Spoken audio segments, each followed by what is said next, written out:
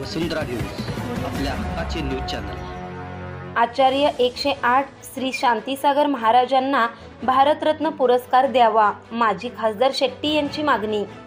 जैन धर्मातील सर्वश्रेष्ठ साधू चरित्र चक्रवर्ती प्रथम आचार्य 108 श्री शांतीसागर महाराजांना भारत सरकारने सर्वोच्च असा भारतरत्न पुरस्कार देऊन गौरव करण्यात यावा।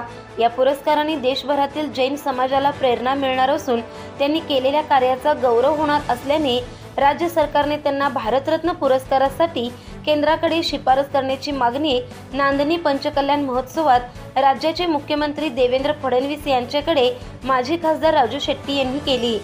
त्याचबरोबर नांदणी येथील अतिशय तीर्थक्षेत्रास अ वर्गाचा दर्जा देण्याची मागणी देखील करण्यात आली।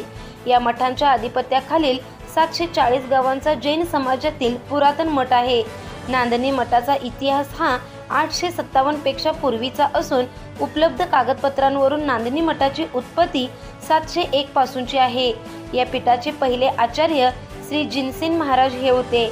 या मठाचे मठाधिपती म्हणजे भट्टारक महाराज हे त्या मठाचे राजे आहेत।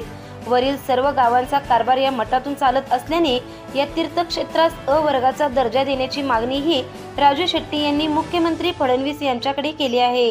या दोन्ही मागणीबाबत राज्याचे मुख्यमंत्र्यांनी सकारात्मकता दर्शवित लवकरच राज्य सरकारच्या माध्यमातून प्रयत्नशील असल्याचे धर्मसभेत संबोधित करताना सांगितले।